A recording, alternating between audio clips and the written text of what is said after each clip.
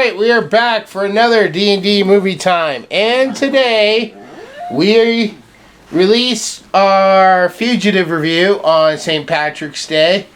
So, I decided that this Friday, we were going to go ahead and do the sequel, U.S. Marshals. So, are you looking forward to this movie, Cora? I don't know, am I? Well, do you remember what the Fugitive was about? Yeah. What was it about? It's about a guy who gets accused of killing his wife, and then he goes ahead and he has to go to a death sentence or something. And then he escaped from that death sentence, and now he's a fugitive, and then he has to go ahead and get proof that he didn't kill his wife. Did he prove it? Yes. Yeah. Well, like I said, this is a sequel. It's called U.S. Marshals, and it follows Tommy Lee Jones' character and his group of people. Do you remember them? The ones that were chasing after Harrison Ford? The one that goes, "I don't care!" Which I think you said was a huge meme. I don't care!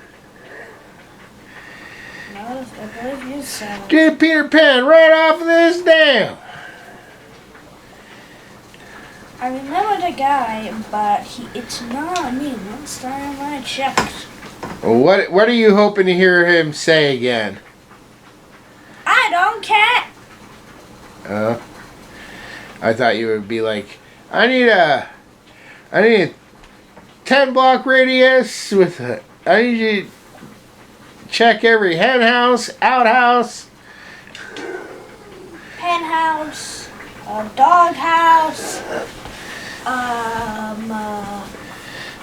tree house. Alright, well, without further ado, we're going to go ahead and sit down and watch this. We will see you all after the movie. Bye.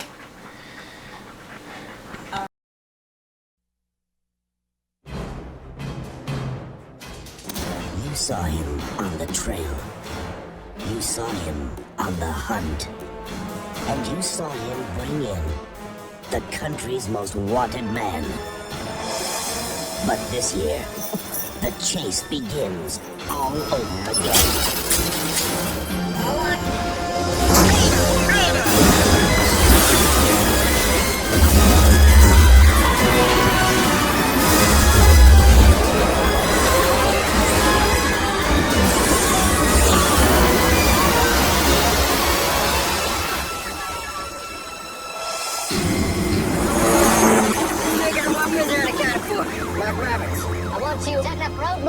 That should go in all directions now, just like a big circle deal.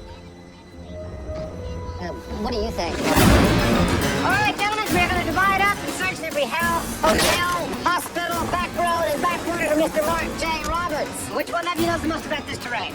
All right, which one of you is the ugliest, most inbred, country son of a bitch out here? You come with me. When a fugitive is on the run, nobody cuts to the chase like Sam Gerard.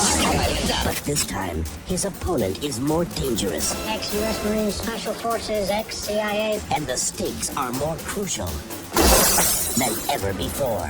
I gotta find out who the hell Mark Roberts really is.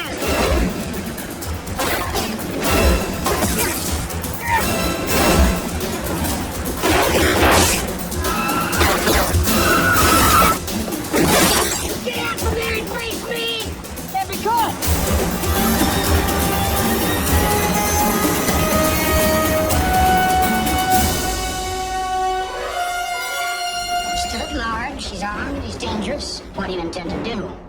Gotcha.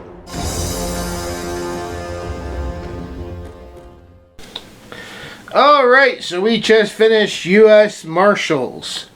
And this one had a little bit more of a complicated plot. So I'm going to run through it real quick for you guys. So Cora doesn't get all tripped up on her words. And I'll try to not use the word basically like 500 times. So, essentially, we come back to, there's some kind of crime. They end up finding this one guy, played by Wesley Snipes, which Cora will recognize from Blade one day. And they arrest him. Meanwhile, Sam has a bust of his own, and he's got to accompany the criminals he arrested, and they all end up on the same plane. Well, a Chinese prisoner uses like a spy pen to try to kill Marks or Wesley Snipes, and it fails, but it causes the plane to make an emergency landing, and it crashes into a lake, basically. Marks gets away. Sam has to find him, and when that happens, the government sends along a new guy to join Sam's team, and Cora never really did figure out who that guy was. That it was very early on Tony Stark from Iron Man. So basically, since I already said it once, you say it like 500 times. So I still said it. So now they are chasing after Wesley Snipes or Marks, and we're slowly learning that Wesley Snipes is innocent, and in fact, it might be Tony Stark who's actually the bad guy. He lies about his gun, and they have a pursuit. Ultimately, one of the youngest team members of Tommy Lee Jones's team, of Sam's team, gets killed off deliberately by Tony Stark.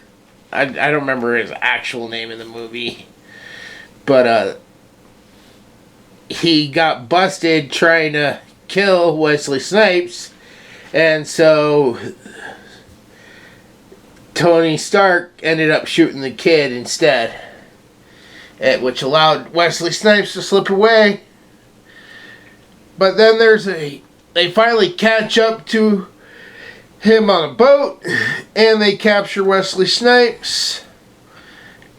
But by this point, Sam has put all the pieces of the puzzle together and realizes that Wesley Snipes was actually innocent, and that this guy in the government was setting him up. And that's basically the story of U.S. Marshals. So, alright. We're going to take a quick break. When we come back, we're going to give our final thoughts and our final scores, and we will see you all in just a little bit. Bye.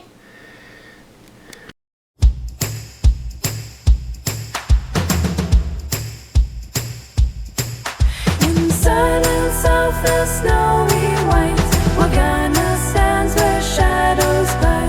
Shane's embrace a warm retreat. Together the rise this curse to beat. Beneath the stars their hearts collide. The darkness moves they cannot hide.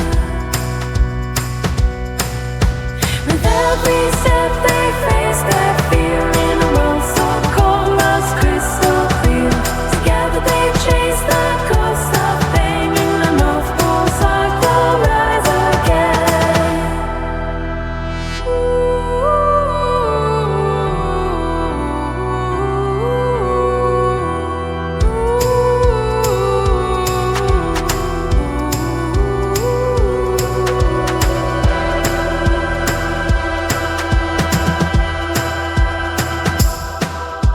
A whispering wind through frozen trees, a secret hidden the icy breeze.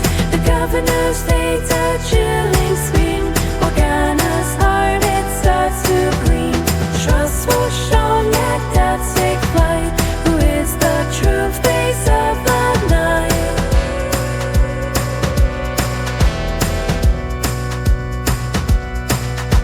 With every step they face their fear. In a world so cold,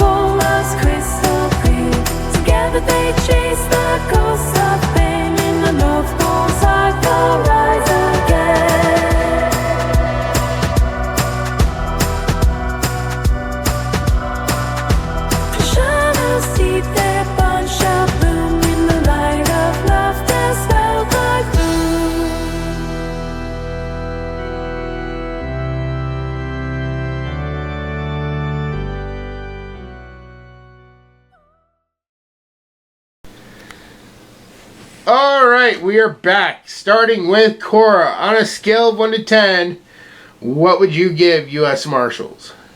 5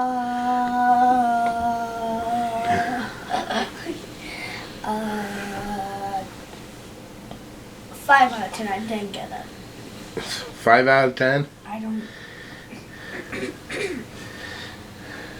don't get it.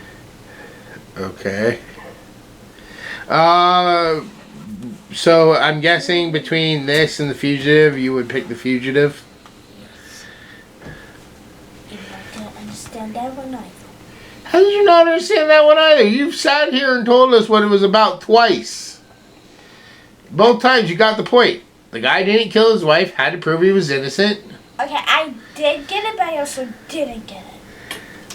I will say in this one, I will agree that this one had a lot less of the main character solving. Most of the time, we just saw the main character running, not doing much in the way to solve his crime. Stop it. Put it down. Anyways, did you have a favorite character? No. Did you have a favorite scene? No. Were you even paying attention? Maybe. No.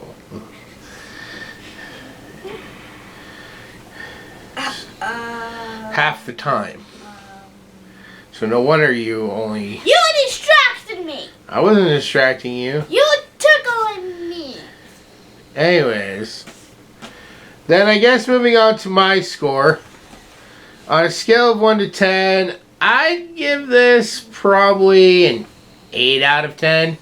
It's not quite as good. Like I said, there's a few little things wrong. We don't get much of the way of him trying to solve it. It more or less is the U.S. Marshals solving it more than he is. Most of the time we see him, he's just on the run. And I feel like that was a big thing, missing. But other than that, it had a lot of good action, a lot of good actors and actresses. So I really enjoyed this still. I would say The Fugitive, though, is the better movie between just the two of these. And there is technically, kind of not really, a third where Tommy Lee Jones returns and plays a very similar character to his character as Sam in a movie called Double Jeopardy, which we will get around to watching one day. So, but that actually, I'd probably even say with that is better than this one. So, but alright, that is going to go ahead and wrap up. Also, I hope you guys have been enjoying the new ads, the songs. I'm curious to know which one is your absolute favorite if you've watched all our recent videos. Once I've cycled through all of them, they'll be coming in at random. So, alright, with that said, we will see you all in the next video.